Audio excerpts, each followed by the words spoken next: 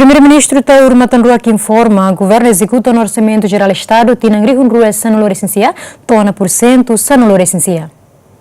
Mas que foi em Fulang Rua Resin, mas o Primeiro-Ministro Tauro Matanrua que informa resultado da execução do Orçamento Geral do Estado tinang rua sanulor essencial se governo da Waluk, tona por cento sanulor essencial.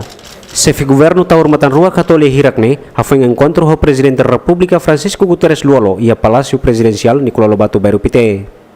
Execução do Orçamento Geral do Estado, destina para 2019, que esta semana que está atinge 19% dele, e espera que a execução aumenta tanto, até porque a promulgação foi em janeiro.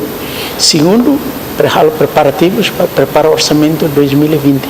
Deve no processo ainda, espera que todo tempo, todo cumpre o timeline, cumpre o programa que estabelece da governação racial.